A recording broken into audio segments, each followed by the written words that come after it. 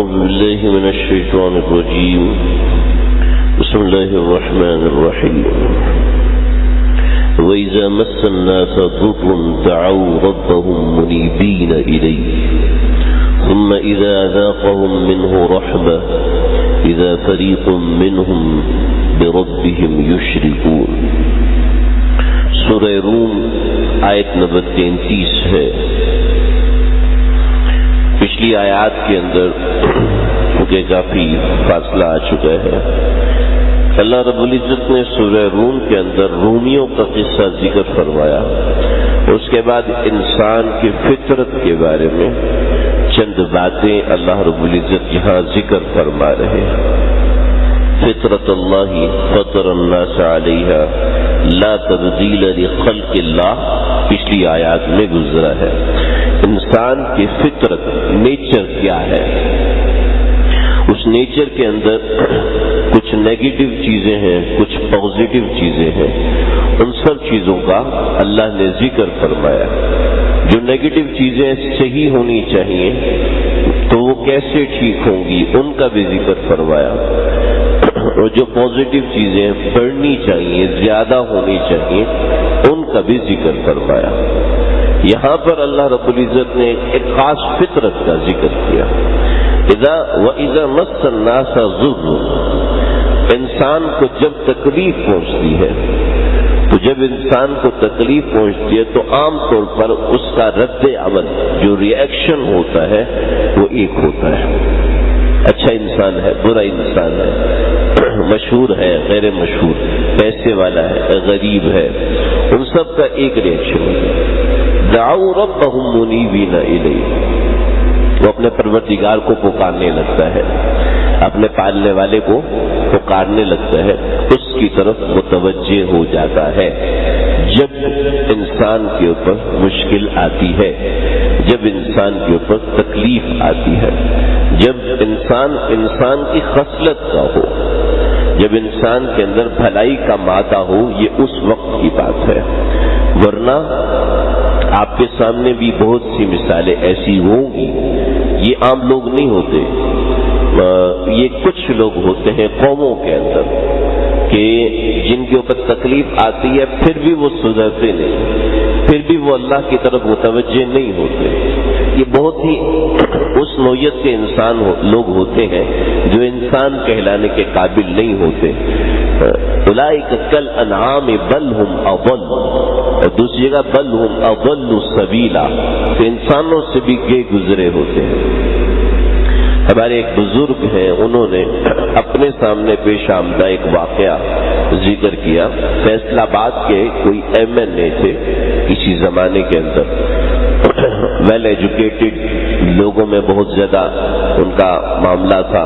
تو ان کے بھائی نے فیصلہ آباد کے اندر ایک گھر خریدا اور کہا کہ بھائی گھر مل رہا ہے بڑا خوبصورت اور بڑا زبردست، اتنے پیسے بھیج دو تو ہمسائے میں 7 گھر ہے، بہت اچھا ہے، آپ بھی ساتھ لے لینا. انہوں نے کہا ٹھیک ہے.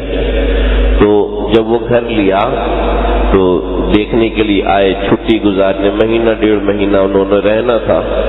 تو مہینہ 1.5 مہینہ رہنے کے لیے آئے تو دیکھا کہ وہ گھر مسجد کے بالکل سامنے، بالکل مسجد کے سامنے، اور مسجد کے اندر پہلے زمانے کی بات ہے جو بھی ہوتا تھا مسجد کے اسپیکر پہ ہوتا تھا. بچہ گم گیا تو مسجد کے اسپیکر میں اعلان کریں، جنازہ ہوا تو مسجد کے اسپیکر میں اعلان کریں گے، اور سب کھلا چلتا تھا. اندر کے اسپیکر تو ہوتے ہی نہیں تھے نمازیں پڑھانے کے لیے، چلتا ہی باہر کا اسپیکر ہوتا تھا. تو اس نے جناب اگلے دن مؤذن کو بلایا اور کہا خبردار تو نے مسجد میں اذان نہیں دینی، میری فجر کی اذان سے میری نیند خراب ہو جاتی. تو مؤذن بیچارہ کیا کرتا، چلا گیا. اگلے دن پھر فجر میں اذان دے دی. تو مؤذن کو گھر بلایا اور اس کی پٹائی کروائی، اس کو اپنے سامنے مارا، چتر وتر مارے اور بیچارہ چلا گیا. تو کیا ہوا کہ فرماتے ہیں کہ اسی شام کو جو MLA صاحب تھے، بہت بڑی اتھارٹی تھی اس کے پاس، اس کو فالج ہوا ہے اور وہ گرا ہے اپنے گھر میں. اور جناب اتنا گندا بیمار ہوا کہ کچھ وقت گزرا تو کہا جی آپ کی سائن اتھارٹی تھی وہ بھی نہیں چل سکتی، لہذا وہ بھی ہم ختم کر رہے ہیں۔ علاج معالجہ جو اسپتالوں میں ہوا اس کے بعد گھر چھوڑ گئے، بیوی نے خدمت کرنا شروع کی۔ بیویاں خدمت گزار ہوتی ہیں، خدمت گزار ہونے کے باوجود لیکن جو شخص اتنی بڑی سیٹ سے آیا ہو اس کو ڈانٹ ڈپٹ کرنے کی عادت ہوتی ہے، اس کا مزاج نیچے نہیں آتا۔ بیوی کو بھی ڈانٹ ڈپٹ کرتا تھا تو بیوی ایک مرتبہ چھوڑ کے گئی، دوسری مرتبہ تیسری مرتبہ چھوڑ کے پکی چلی گئی۔ تو بھائی نے کہا چلو میرے گھر میں آ جاؤ، میرے گھر کے اندر رہو۔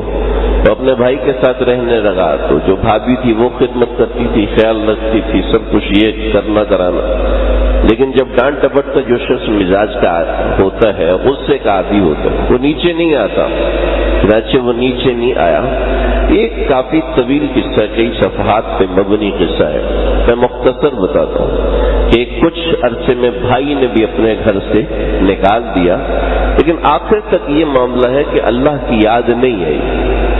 ایسے ہی بے شمار لوگ ایسے ہوتے ہیں، شداد اور حامان جیسے لوگ، وہ بھی اللہ کو یاد کر بیٹھتے ہیں جب تکلیف آتی ہے، لیکن بہت سے لوگ ایسے ہوتے ہیں کہ جن کو تکلیف گزرنے کے باوجود اللہ کی یاد نہیں آتی۔ اللہ ہمیں ایسا نہ بنائے بھی۔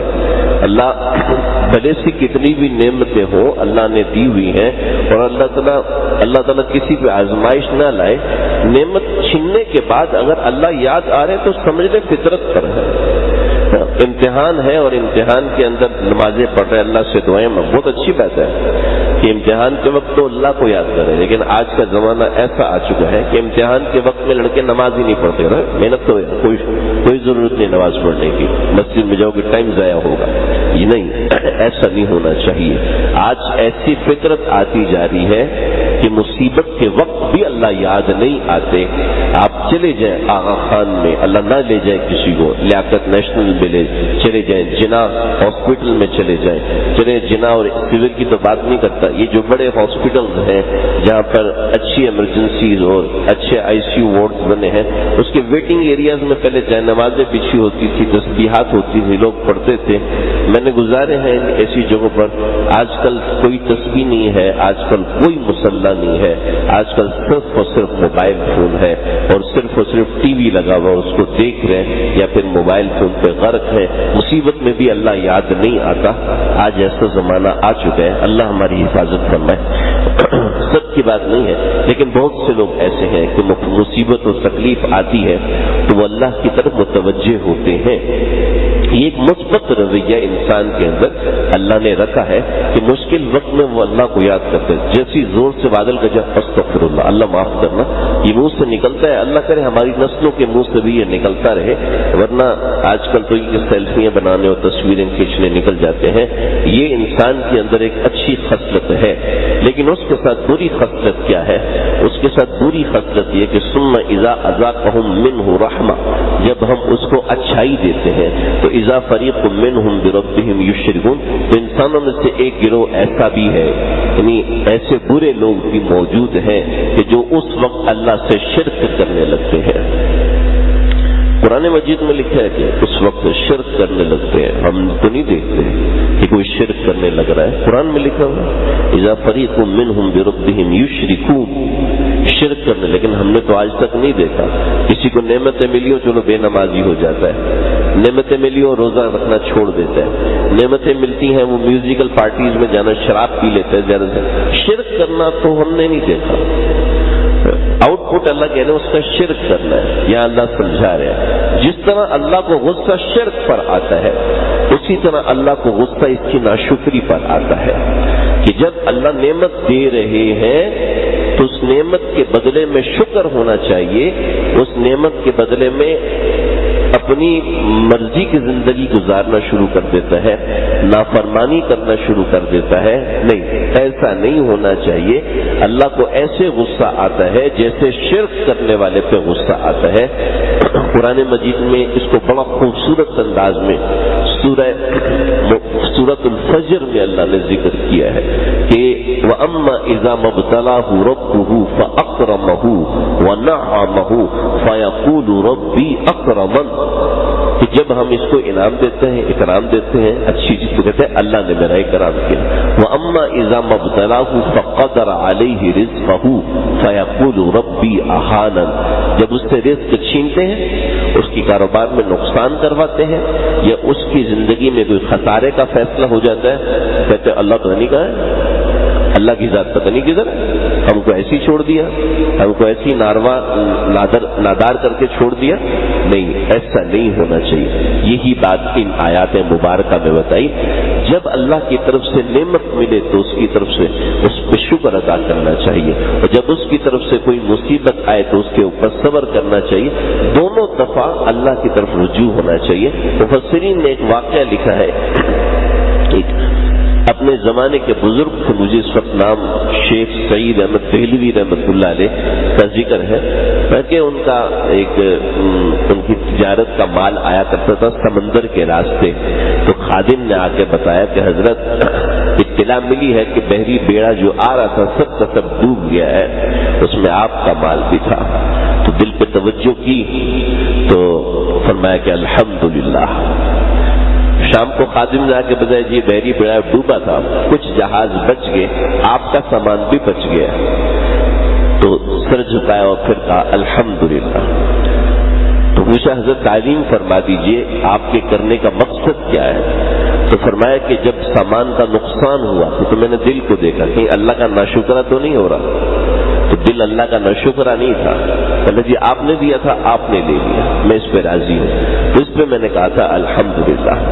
جب مال مل گیا تو اس وقت دل کی طرف سے کہ دل ایسا خوش تو نہیں ہو رہا کہ بغاوت کی طرف جا رہا ہے. جب مال زیادہ ہوتا ہے انسان بغاوت کی طرف، ایک مزاج ہے انسان کا.